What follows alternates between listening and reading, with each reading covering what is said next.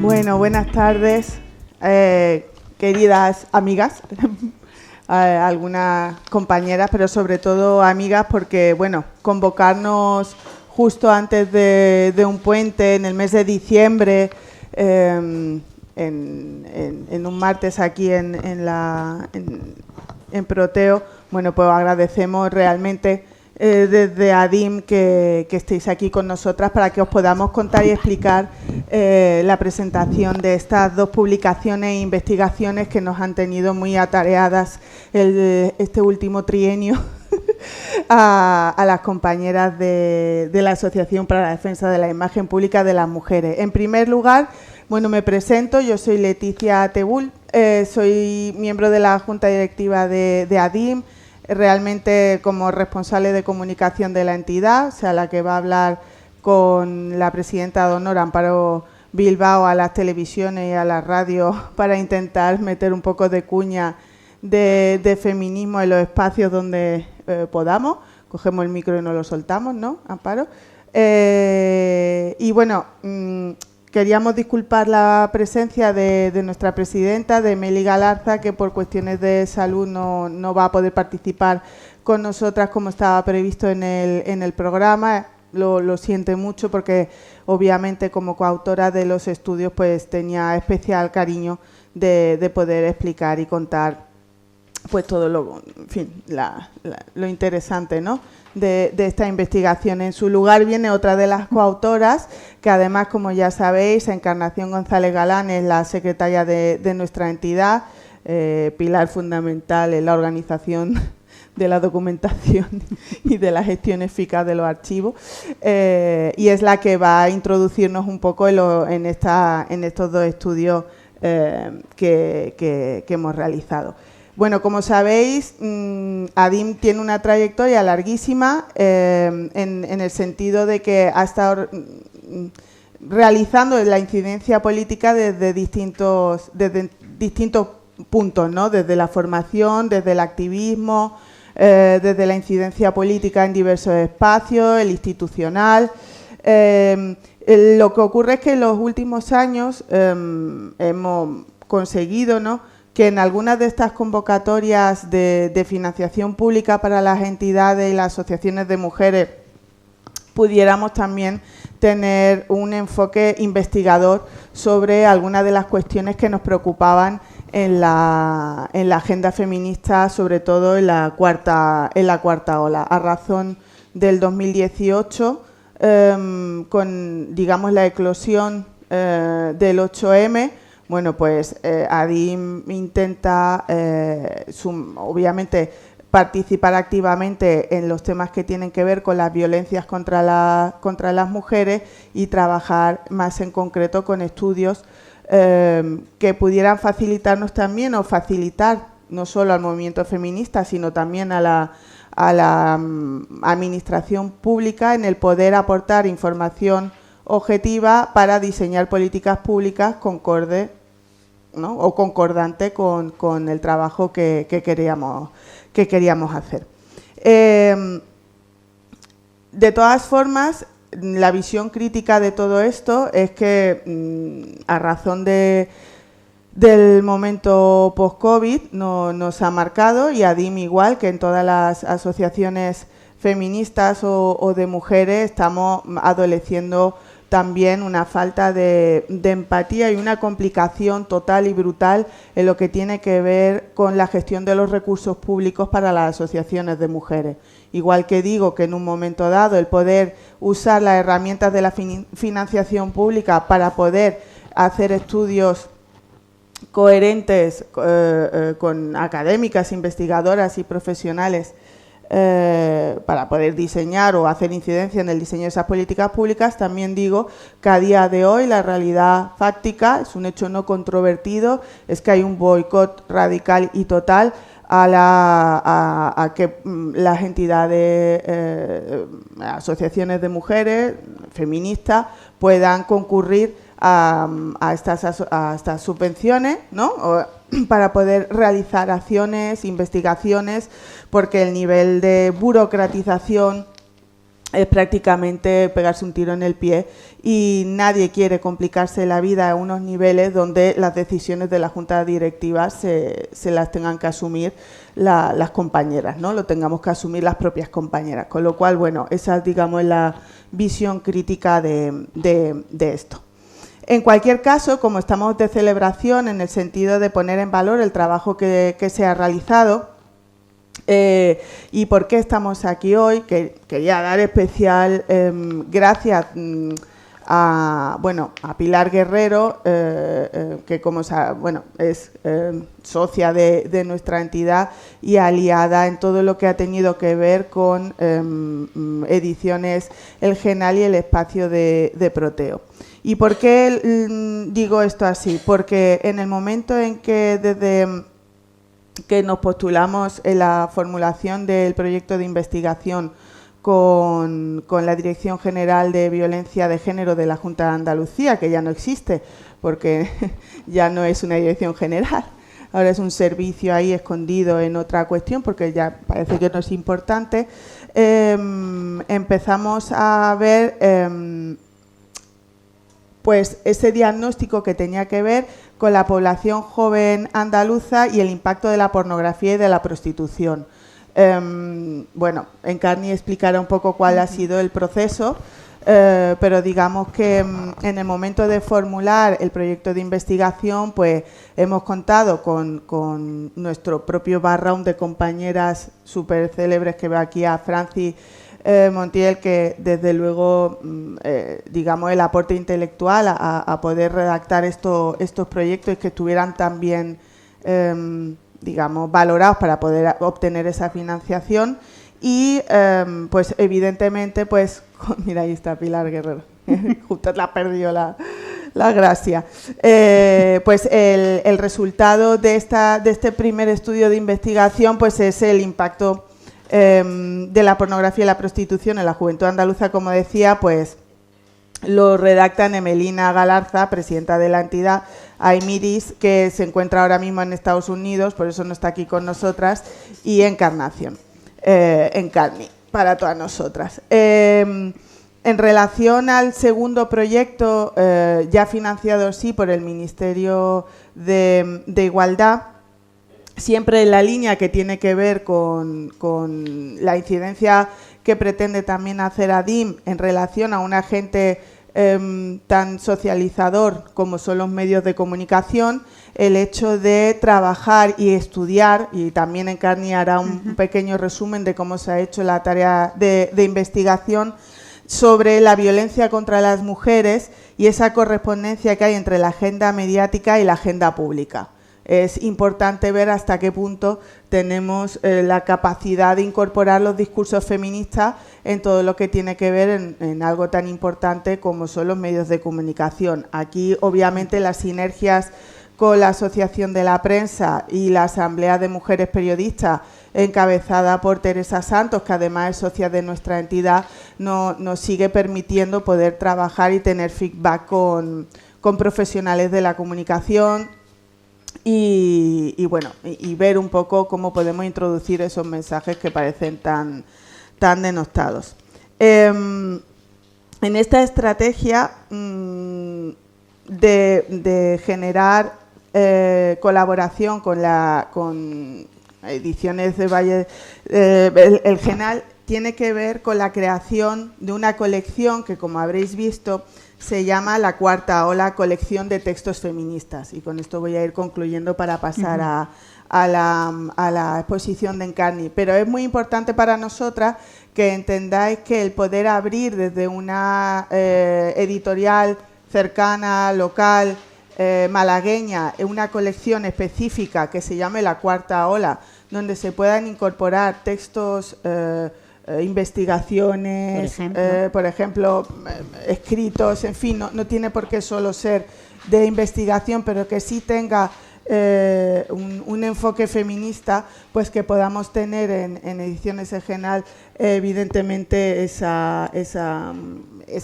marco, ¿no?, para poder trabajar. El nombre obviamente no se nos escapa, tiene todo el sentido, ¿no?, de la cuarta ola, porque pretendemos obviamente retratarnos en la posición política en la que estamos enmarcados en esta colaboración, como decía antes, con Pilar. Como todo diseño de una colección, y lo veréis después si no tenéis ya un ejemplar de algunas de las investigaciones que se han publicado, digamos, todo tiene un diseño, o sea, va a seguir un diseño que va a ser igual para todos los títulos que se publiquen, y también la forma, las imágenes que aparecen y obviamente los colores, pues también ha respondido a un trabajo de colaboración y de idea creativa, ¿no?, que ha tenido que ver con el personal que nos ha ayudado para poder tener esto, en fin, estos libros tan coquetos, ¿no?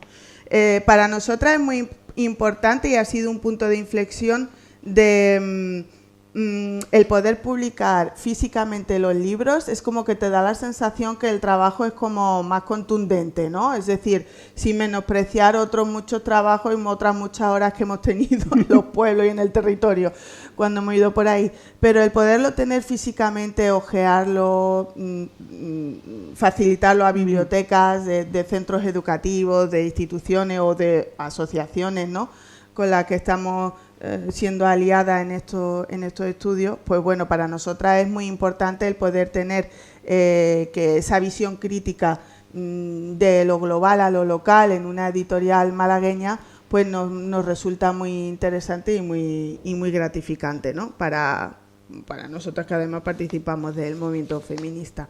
Bueno, pues en cualquier caso, la idea es de seguir publicando, de seguir dando a conocer la colección a autoras, autores que pretendan o que entiendan que sus obras se puedan espacio también. Tengan aquí en la cuarta ola, pues que puedan seguir publicando. Y bueno, desde luego ADIM lo intentará después de reajustar su estrategia con todas las dificultades que nos están colocando desde lo institucional. Bueno, pues dicho esto, le doy la palabra a Encarni y nos explica un poco más el fondo y el contexto de las dos publicaciones. Bueno, pues yo poco os voy a explicar porque tenéis las publicaciones, que es lo interesante, que las podáis ojear. Algún comentario y luego, pues si queréis, podemos hacer un diálogo o algunas cuestiones que queráis preguntar o alguna cuestión que plantear, ¿vale? Como ha dicho Leti, efectivamente estos dos estudios surgen ante la posibilidad de poder subvencionarse por administraciones públicas. Uno de ellos, el del impacto de la pornografía y la prostitución de la juventud andaluza, subvencionado por la Dirección General de Violencia en un comienzo. Cuando terminamos justificando ya no era Dirección General de Violencia, pero en cualquier caso era Junta de Andalucía. Y la violencia, la correspondencia entre la agenda mediática y la agenda pública con el Ministerio de Igualdad. Es la entidad subvencionadora del proyecto. La verdad es que nos sentimos muy contentas con el resultado de ambas publicaciones. Primero, por el trabajo que hemos realizado el equipo investigador, en el sentido de cómo hemos trabajado en equipo de manera conjunta, cómo hemos contado en todo momento con colaboración, como también ha comentado Leti, de compañeras que no formaban realmente parte del equipo investigador, pero que siempre estaban ahí para aportar en las cuestiones que necesitáramos, como Francis, que se encuentra aquí, Francis Montiel, que se encuentra aquí hoy también, y el apoyo de todas las compañeras de ADIM, de Oche, de María del Mar, de Amparo, que no la veo, que está por allí detrás.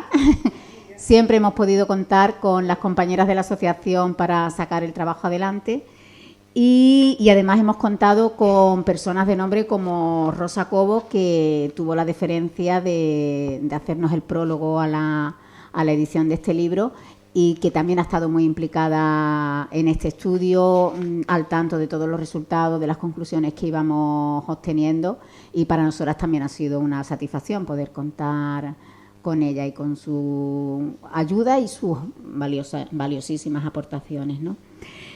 Pues no sé qué queréis que os cuente de estas publicaciones.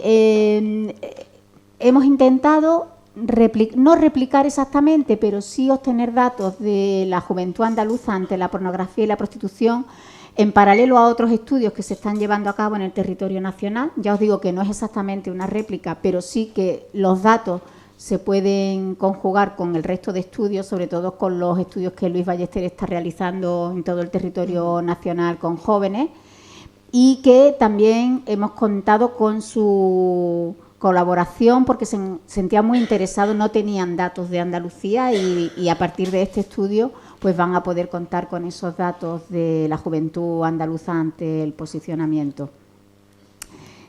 Os hablo sobre todo de ese tema porque es en el que he estado yo más implicado en el análisis de los datos y parece que lo tengo como más fresquito. Y bueno, pues como podíais imaginar, las conclusiones, ya os digo que no difieren demasiado del resto de los jóvenes y las jóvenes del resto del territorio nacional.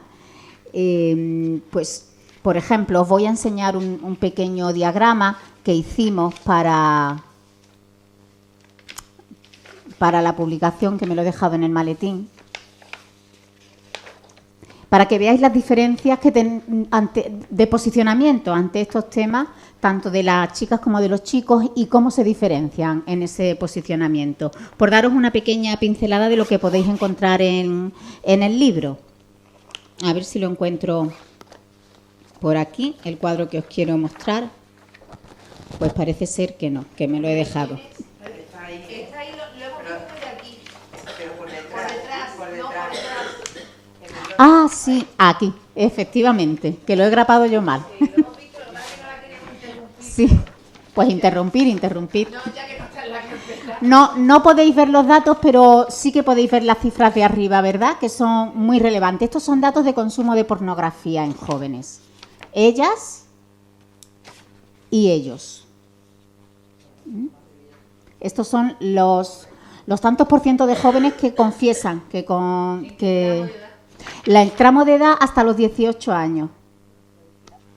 A partir de 18 años. Sí. A partir de 18 años. Queríamos que fueran mayores de edad, por eso nos fuimos además la mayoría universitarios, y son de jóvenes a partir de 18 años. Pero bien es verdad que se les pregunta sobre sus primeras edades de consumo, a qué edad comienzan, y ya os digo que todas estas cuestiones que se tienen en cuenta en el resto de investigaciones. Por ejemplo, ellas dicen empezar a ver pornografía a los 16 años y ellos a los 13. Ellas encuentran la pornografía sin buscar cuando están navegando, pero ellos las van buscando. Ellas la ven por curiosidad y ellos la ven para masturbarse. Ellas confiesan que lo ven menos de una vez cada 3 meses y ellos 1 o 2 veces por semana. Ellas, que esto también es muy interesante, lo ven en casa con el móvil y sin horario fijo. Ellos también, ellos además añaden por la noche, es decir, cuando más consumen. Sobre todo, cuando se les preguntaba qué tipo de pornografía consumían, tanto chicas como chicas confiesan consumir pornografía hardcore, que es un tipo de pornografía con cierto grado de violencia. Efectivamente, aunque nos queda un nivelito, pero sí, con bastante grado de violencia. Aunque, a pesar de eso, ellos consideran que no ven violencia. La tienen normalizada, totalmente normalizada. O al menos tienen normalizada el tipo de violencia que aparece en la pornografía. Lo tienen totalmente. Esto también es muy curioso porque cuando se le pregunta por prostitución sucede algo parecido. Y en cambio, ¿destaca en algún momento el tipo de violencia que más le gusta dentro de la pornografía? Por ejemplo, la violación. No. Cuando se le pregunta por violencia expresa, todos niegan. Violencia. Exacto. Lo que pasa es que, por ejemplo, luego sí que se decantan por un tipo de pornografía en la que se incluye ese tipo de situaciones. Pero cuando le preguntas abiertamente por situaciones expresas de violencia, todos niegan consumir ese tipo de pornografía. Es esto que estamos comentando, porque dentro de un contexto lo tienen normalizado y no lo consideran violencia. También.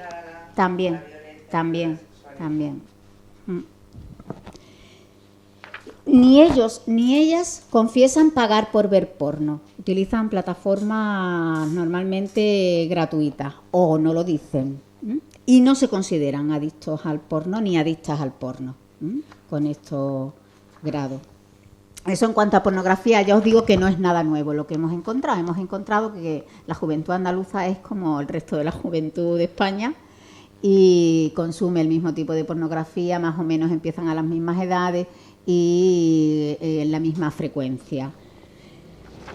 En cuanto a la prostitución, estos son los datos que tenemos. No sé si veis, ellas consumen 0% de prostitución y ellos confiesan consumir un 5%, 5,5% de jóvenes confiesan consumir pornografía. También exactamente igual en línea con los datos.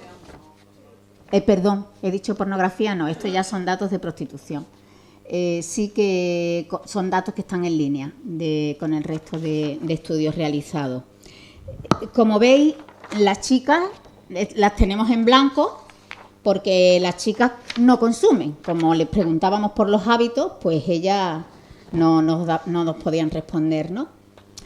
Ellos, la media de edad en la que por primera vez pagan por sexo es a los 19 años, habitualmente en pisos, solos, y al menos confiesan un par de veces al año.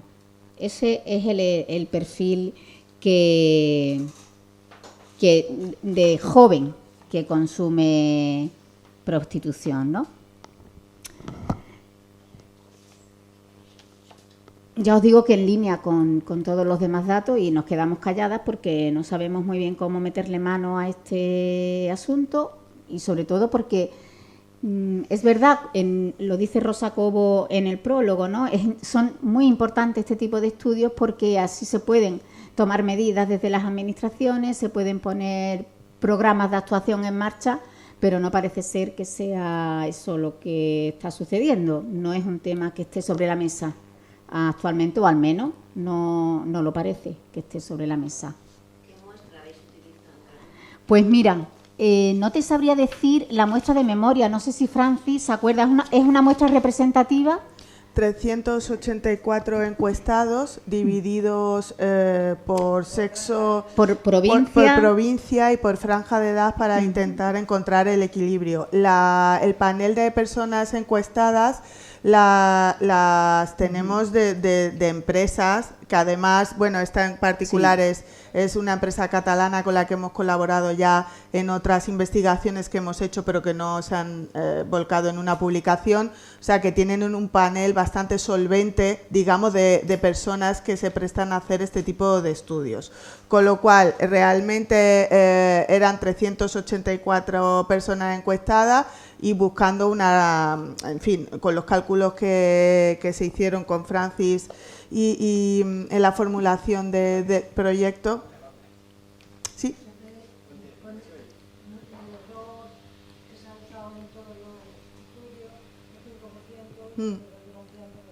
Sí.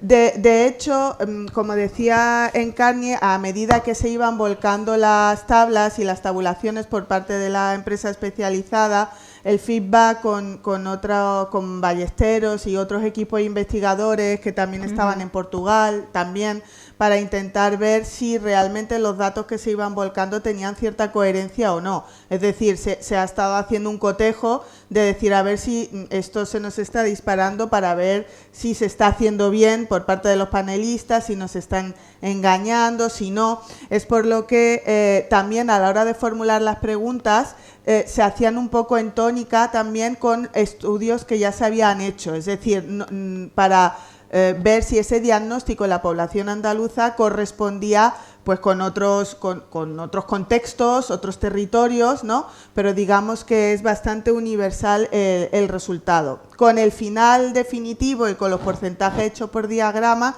con estos diagramas se ve perfectamente esa concatenación. Yo añadiría un comentario sobre esto. Ciertamente, cuando se empezó a trabajar sobre el tema de la pornografía y esa vinculación o no, ese salto o no que pudiera tener con la posterior consumo de la prostitución, ¿vale?, directa, sobre todo, pues obviamente de los hombres, realmente ya escuchas, porque en fin, cuando el fiscal general del Estado en el inicio del Consejo del año judicial, digamos, habla y detecta la pornografía como uno de los problemas estructurales para el incremento de la violencia sexual, que se ha generado en un incremento de un 57%, es decir, ya en estos 2 años que hemos venido haciendo el estudio, con los resultados que tiene el propio Instituto Andaluz de la Mujer en relación a las víctimas de violencias menores de edad, a lo que tiene que ver con detectar o diagnosticar, que no son órganos feministas ni nada, pero si ya estas personas ya detectan en los propios juzgados de menores el acceso a la pornografía, o en los centros educativos con los pedagogos, las pedagogas, los profesionales de la educación ya lo detectan en conductas también más violentas en los centros educativos.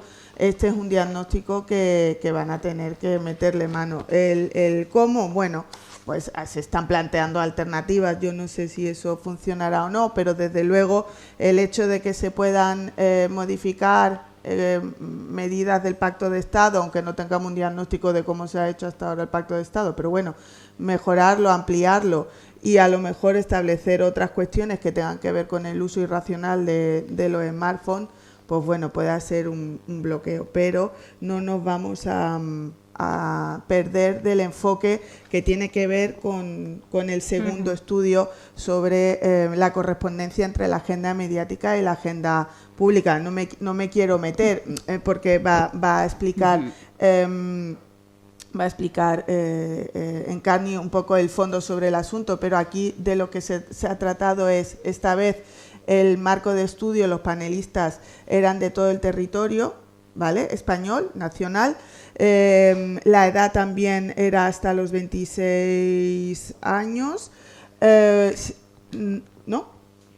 ¿Estás hablando? Del estudio, de los medios de comunicación. Perdona, sí. Lo que se ha dado en este caso, las preguntas tenían que ver con una opinión que pudieran darnos sobre 5 medios de comunicación a nivel nacional que tuvieran, además de tirada en papel, lógicamente, la online, para facilitar el que pudieran ver determinada información. Entonces, el estudio se hace en concreto de un mes, el de noviembre del 23, que se hace una recopilación de toda la información que se publica en estos 5 medios: El País, El Mundo, El ABC, La Razón y La Vanguardia.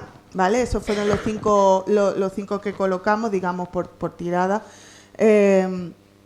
para que vieran cuál era, o si percibían cómo era el tratamiento de la información, cómo se contextualizaba en sucesos o no el tratamiento informativo, si se le daba una mejor cobertura o seguimiento a esa información, y si consideraban que, dependiendo del medio con el que se informase, se moldeaba la opinión o la información o desinformación en relación a la violencia machista. Entonces, bueno, aunque entrará ahora en el estudio, pero aquí siempre incorporo, en deferencia a los compañeros y compañeras que trabajan en comunicación, que añadimos a los problemas del tratamiento informativo el hecho de cómo está el personal que trabaja para esos medios, ¿vale?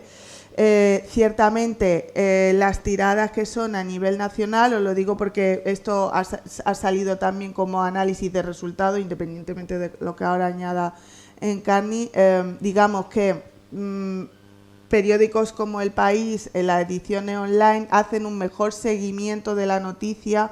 No lo encaja, pero porque tienen equipos que están, digamos, tratan a lo mejor 2 o 3 temas, siempre los mismos, y son ellos periodistas especializados que trabajan la información. El resto va un poco a lo que puedan, y el seguimiento obviamente no se hace, con lo cual se descontextualiza el hecho de la violencia como un problema estructural, ¿vale? Y se ve más como una cuestión de sucesos, o de hay que ver, en fin, bueno, lo que ya un poco un poco sabemos. Esa era la hipótesis de la que partíamos y la hipótesis que queríamos comprobar si realmente continuaba pasando esto, que era lo que siempre había pasado en los medios. Yo tuve la oportunidad de participar también en una investigación hace años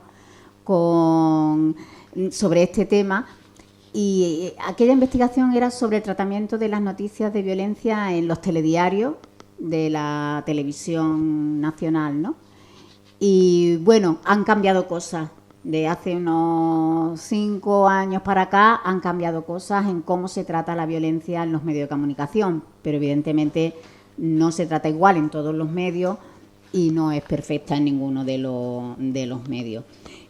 Efectivamente, como decía Leti, es muy interesante y eso es lo que queríamos estudiar, cómo tratan los medios la violencia, pero también cómo las perciben las personas que se informan en esos medios y cómo se relacionan. Es decir, sabemos que hay una relación realmente entre lo que los medios nos ponen sobre la mesa y que nosotras y nosotros percibamos esa situación pues como relevante en nuestra sociedad, lo que ya sabemos también, que si no se habla de ello no existe. Entonces, pues eso era la hipótesis que movía este estudio.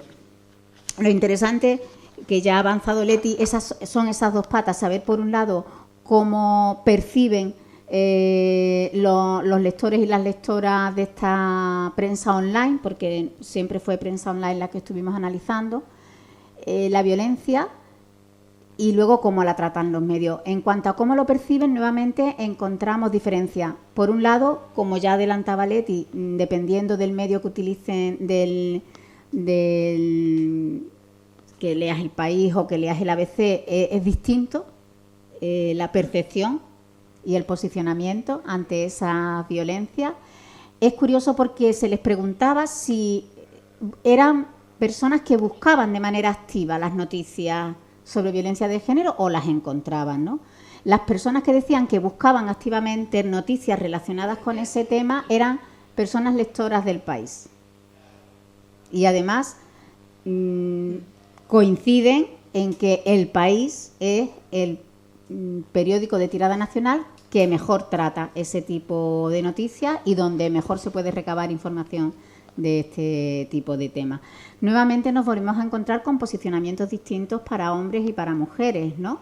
En los actores, por ejemplo, las mujeres piensan que los medios de comunicación influyen en la conciencia sobre el tema porque impulsan las movilizaciones ciudadanas, porque crean conciencia sobre la temática, y ellos consideran que influyen en la percepción de la falsa violencia, por ejemplo, y que crea desconfianza en el sistema si se habla mucho sobre violencia de género. Eso por poneros algunos ejemplos, ¿no?, de diferencias que nos podemos encontrar en los consumidores de la prensa.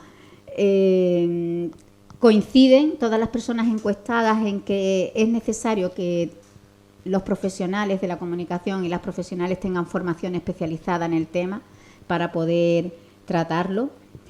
Y incluso a la hora de rememorar o de procesar las noticias, ellas tienden a recordar más a las víctimas, al agresor, a las personas expertas que suelen decir y que suelen aparecer, a terceros.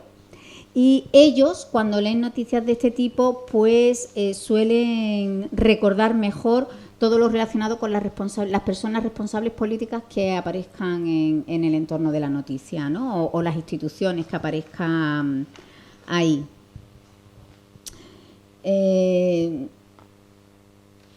Como conclusión, cuando hemos analizado el tratamiento de la violencia por parte de estos medios, es que producir más noticias de este tema no asegura tener un mayor tratamiento. Ya hemos dicho que nos encontramos que El País es el medio que mejor trata este tipo de noticias, pero no es el que más produce este tipo de noticias, ¿no?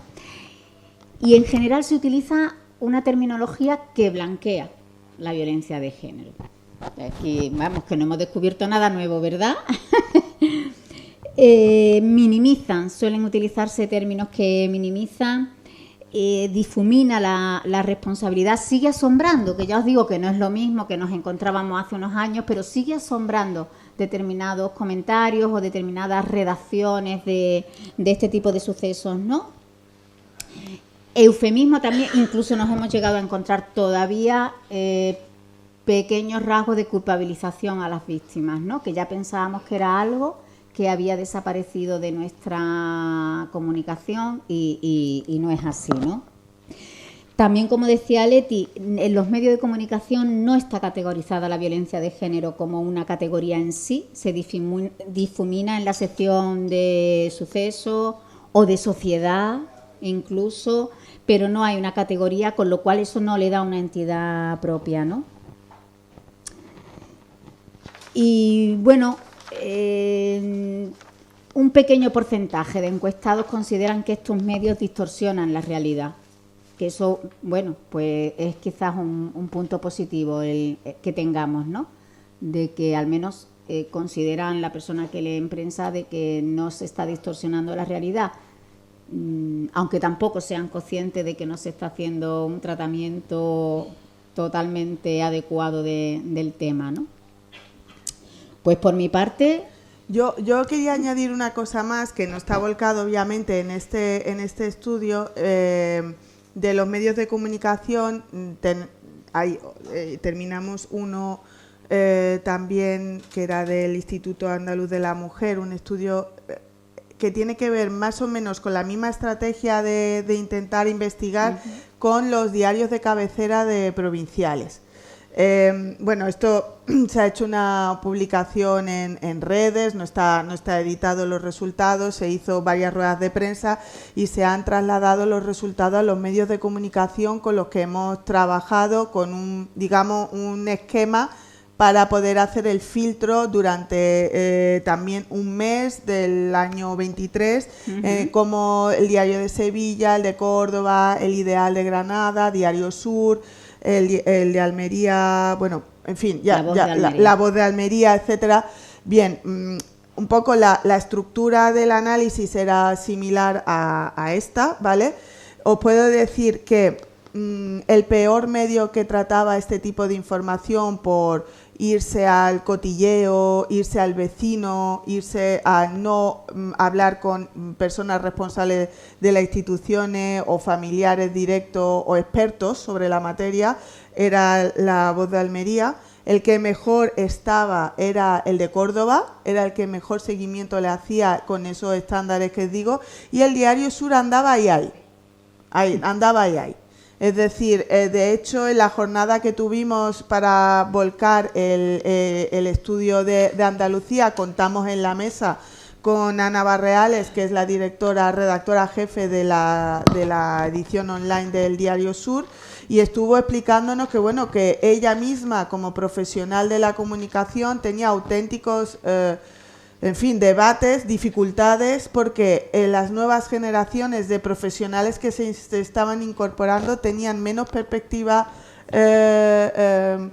feminista o ya de género, ni siquiera te digo feminista, pero que tenía que estar discutiendo sistemáticamente cuestiones que con otros compañeros de una generación anterior no tenían, es decir, que se aceptaban, ¿no? Entonces, bueno, también contamos con la vicedecana de la Facultad de Comunicación, desde el prisma de la academia, de esa formación a los nuevos profesionales de la comunicación. Pues bueno, obviamente habían detectado un parón completo, una reflexión que tenía que ver, pues que tenían que seguir trabajando en la visión crítica, que eran profesionales de la comunicación, que a ver las fuentes, en fin, que estaba costando todo muchísimo. Y desde luego Teresa Santos, desde el punto de vista de los profesionales, pues hablaban de que en una plantilla de 5 o 6 redactores que tienen que llevar para adelante el periódico entero, no les da tiempo a formarse, aunque estén sensibilizados, y muchas veces quieren, pero no tienen la capacitación, digamos, para poderlo hacer correctamente. Con lo cual, por eso, al final, es todo una cuestión, como siempre, interseccional de todo, ¿no? Es decir, no nos acompaña la financiación, no nos acompaña el capitalismo, no nos acompaña los ultras, no nos acompaña nada, ¿sabes? Porque con salarios de mierda, demasiado le estamos pidiendo muchas veces que jóvenes redactores o redactoras se impliquen con esto, ¿no? Entonces, bueno, comentar que nos lo solicitaron desde el Colegio de Periodistas de Andalucía y se hizo llegar la publicación a todas las provincias, a todos los colegios y todas las asociaciones de la prensa de Andalucía en formato digital, pero que cuentan con esto. Por último, comentaros que es muy interesante. En el libro podéis encontrar ejemplos de todo esto que hemos estado hablando, es decir, que no solo analizamos pues tantos titulares de este tipo, sino que hay ejemplos expresos de todas las cosas que se han analizado y de todas las cuestiones que van apareciendo en el estudio. Por eso es interesante de ver, porque es muy gráfico, ¿no?, el poder verlo. Bueno, y entonces, un poco siguiendo que, aunque no nos acompañe todo el tema para modo de concluir, por si alguien quiere hacer una preguntilla, porque tenemos la hora tasada, queríamos comentar que por lo menos desde ADIM lo que vamos a pretender ahora de cara a 2025 es reconectar con el territorio, es decir, esto nos ha llevado mucho tiempo de trabajar para la investigación, con todo el papeleo, es decir, eso genera que las estructuras de las entidades, de las asociaciones, pues no dispongamos de tiempo para poder estar explicando cuál importante es para nuestra entidad y el movimiento feminista, y más el de la provincia de Málaga, que está perfectamente alineado con estos posicionamientos, alineada con el tema, por ejemplo, de la prostitución, ¿no? Somos abolicionistas de la prostitución y entonces, bueno, pues de hecho, exactamente, precisamente en el pleno último del Ayuntamiento de Málaga, con la mesa sectorial del Ayuntamiento de Málaga, pues se ha presentado una moción para que Málaga se declarase ciudad abolicionista, y se ha hecho un buen trabajo, creo, desde un punto de vista de modificar la ordenanza de convivencia para despenalizar a las mujeres que están en prostitución, porque bueno, el resultado era que había más mujeres en prostitución multadas que puteros. Esto cómo puede ser, ¿no? Bueno, entonces lo que vamos a hacer a partir de ahora es darle difusión a estos libros, ir por la provincia explicándoselo, como siempre hemos hecho, a nuestras compañeras del territorio, porque también en el entorno rural pues estas realidades hay que incorporarlas en nuestra visión crítica, ¿no?, de lo que hay que hacer. Y bueno, pues si alguna compi tiene alguna preguntilla o aportación. Sí. Sí, dos preguntas sobre dos ítems que me han interesado mucho. Uno era, habéis preguntado si pasan luego a la acción en el tema de la pornografía cuando empiezan a tener relaciones sexuales. ¿A qué te refieres pasar a la acción? Que si que reproducen sí, en su práctica sexual esas acciones que aprenden en la pornografía. ¿Preguntasteis eso? Pues preguntamos. Sí, ella tiene aquí los datos. Sí, de hecho, algunos no contestaban directamente. La mayoría, por eso me he quedado así pensando, porque la mayoría estaba porque precisamente era esa identificación, como que lo que veían era violencia, ellas lo identifican como violencia y les desagrada, y ellos no lo veían más como un ideario y que tampoco pasaba nada, que si luego lo reproducían, bueno, pues que formaba parte de un ideario. Exacto. A ver, es que sí se hizo esa pregunta y no contestaban. Ellas sí contestaban, que preferían como lo identificaban como violencia y como desagradable, procuraban no estar en esa dinámica. De hecho, a medida que se hacen más mayores, es decir, a medida que la ratio de edad va incrementándose, las chicas dejan de ver en proporción las chicas dejan de ver prostitución, o sea, pornografía, y los chicos siguen incrementando la tal. La pregunta está, me acuerdo porque de hecho lo estuvimos debatiendo en estas reuniones de seguimiento que hago. Y otra cosilla, con respecto al rango de edad, habéis dicho que lo habéis hecho a mayores de 18 años, pero ha indicado Encarni que habéis preguntado cuándo habían empezado. Sí. ¿Ese dato lo tenéis recogido? La media que nos salía a nosotros era 13 años. Era un poco mayor de otros estudios que tiraban de más jóvenes. Sí. En nuestra encuesta creo que era de 13, 11-13. Sí, los chicos comenzaban, la edad media de los chicos 13 años, tener en cuenta la norma era un poquito mayor, pero es que nos salían algunos de 11 años, de edad muy baja, entonces eso nos... Sí, salía menos. En Andalucía era un pelín más alto. Sí, 13 años la media en chicos y 16 en chicas. O sea, las chicas se incorporaban más tarde y eran las que antes abandonaban, porque evidentemente perciben ese tipo de cuestiones como algo vejatorio, violento. La publicidad pornográfica a los chicos le entra porque juegan mucho más a cualquier tipo de juego a nivel online. Posiblemente. Porque yo lo sé porque tengo un hijo y ha jugado. Y le entra mucho más y las chicas los juegos online se incorporan más tarde, lo desarrollan menos y la publicidad te va entrando online. De todas maneras, María del Mar, ten en cuenta que la mayoría de los chicos dicen que ellos la buscan, ¿eh? Les entra porque la buscan. Pero a los 13 años. Y antes. Y antes, la buscan activamente. A diferencia de ella, que viendo otras cosas, que eso yo creo que a todas nos ha pasado, buscando otra información hemos llegado a la pornografía, pero no la hemos buscado, sino sencillamente los algoritmos están ahí, pero ellos la buscan. Preguntar si sus padres consumen pornografía. También lo hemos preguntado y no saben, no contestan. Hay cuestiones que los veréis si veis con detalle las estadísticas y las gráficas. Hay cuestiones que mayoritariamente no responden, llama muchísimo la atención, ¿no? Pero sí que es verdad que te dicen que lo consumen con familiares. No te especifican qué familiares, pero que sí que consumen pornografía con familiares. Y es curioso esas preguntas que mayoritariamente nadie responde. A nosotros nos llamaba muchísimo la atención. Esto no se obviaba, ¿no? Eran cuestiones como muy cercanas, pienso yo, y se obviaban, ¿no? No se respondía.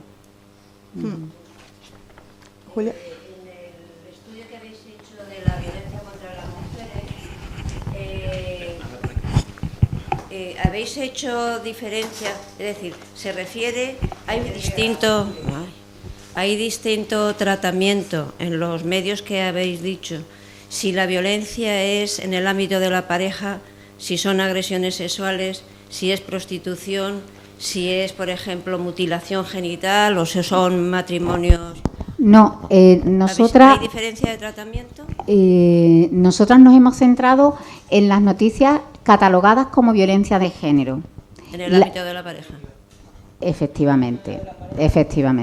En los medios de comunicación, en los periódicos de tirada nacional que hemos estudiado, violencia de género es lo definido en la ley de violencia de género, violencia de pareja. Sobre todo porque en la búsqueda de los titulares has utilizado, estaba buscando el nombre, que no era inglés, que lo usábamos, que era tan fácil como es una herramienta que usan en la Universidad de Málaga, que es el My News. Entonces tú lo que haces es colocas una serie de palabras, violencia contra las mujeres, violencia de género, violencia machista, ¿vale? Y entonces te van catalogando lo que te va saliendo. Entonces las propuestas que se hacen de imágenes y titulares son en relación a lo extraído en la búsqueda del My News, ¿vale? En esa catalogación que hace la herramienta de los medios. Yo tengo una curiosidad. ¿Sí? Nata. Yo tengo una curiosidad de saber si al hacer este estudio, que me parece súper importante, habéis cotejado algo relacionado con las grandes plataformas de pornografía, que son las que han entrado masivamente con esa pornografía violenta, Pornhub o Xvideos. ¿Habéis hecho algún cotejo sobre, por ejemplo, lo planteamos, los números, Sí. por ejemplo, el número de visitas que tiene y la gradación que puede haber sobre vídeos cada vez más violentos con más visitas? Claro. Sí, pero me refería a si se había podido hacer Sí. algo con no, respecto no, no a pudimos, nosotras no lo hemos hecho porque es verdad que nosotras planteamos en algún momento poder, pero era ya inabarcable. Aquello para este estudio ya era que se nos salía de todo, de presupuesto, de presupuesto, de horas del día y de todo. Es que me parece que a la hora de hacer incidencia política sobre la repercusión que puede tener en índices de violencia sobre las mujeres está en la permisividad que hay con la grabación de vídeos que son extremadamente violentos, que es que graban delitos. Y ahí además se graban delitos. Sí. Hay Sacó sobre una conferencia que el vídeo porno más visto, según había hecho su estudio, era el de violar a la madre. Claro, por eso te decía, El y más además buscado y el más visto. hay una línea muy El estudio que hizo fina. ella. De ahí ya se puede imaginar. Ahí además entramos en esa línea tan fina que separa la pornografía de la prostitución, porque además eso ha tenido un gran auge durante la pandemia y ya se ha mantenido. Ahora, de hecho, parece ser que incluso la prostitución de calle es mucho menor porque hay otros tipos de prostitución, sobre todo online, que va tomando otro auge, ¿no? Y ahí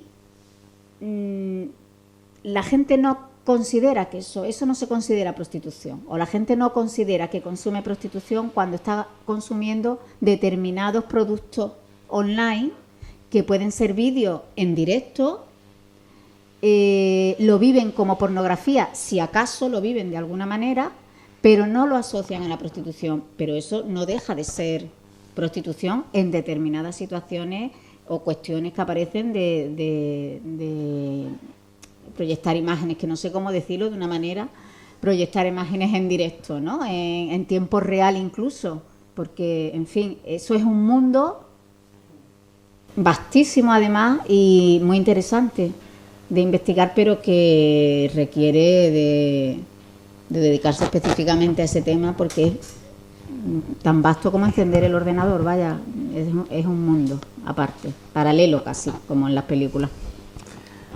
Sí. Es un mundo paralelo. Bueno, pues ya por una cuestión de horario, porque Proteo cierra a las 8, ¿no? 8. Ah, 8:30. Amparo tiene una pregunta. Perdón, pensaba que era a las 8. Me gustaría, bueno, ya lo sé, que felicitar a mis compañeras por este trabajo y por tantos que han hecho, pero sí que quiero agradecerles la generosidad que han tenido al dedicarle este libro a mi marido, a la memoria de Joaquín Perea, Kiki, compañero y aliado de tantas travesías y encuentros feministas, con profundo cariño y gratitud a Adin. Muchas gracias, compañeras. Hombre, eso por supuesto. ¿Alguna pregunta más? Tú sabes, para darnos cariño.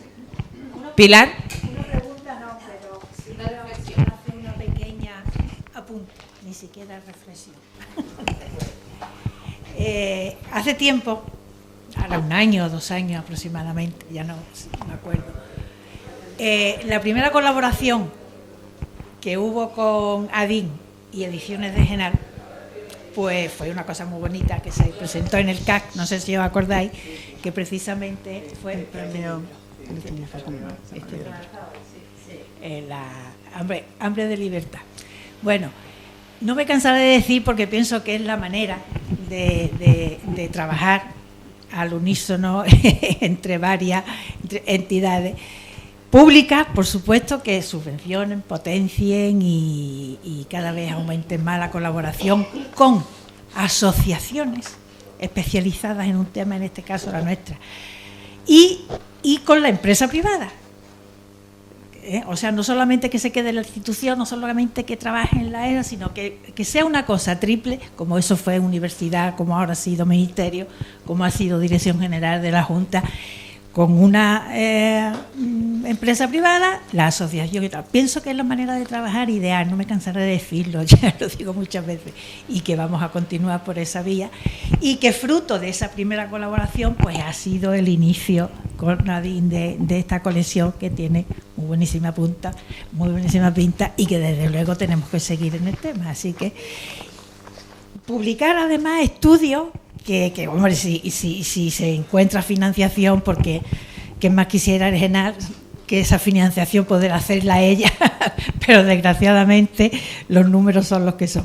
Pero bueno, el trabajo de maquetación y de todo el seguimiento de la edición, pues pensamos que es muy importante también hacerlo. Y bueno, y seguir en el tema, y que Adín esté en Málaga y tierra de Málaga, y que aquí estamos en Prometeo y en general en Málaga, tampoco es casualidad. No, desde luego que no.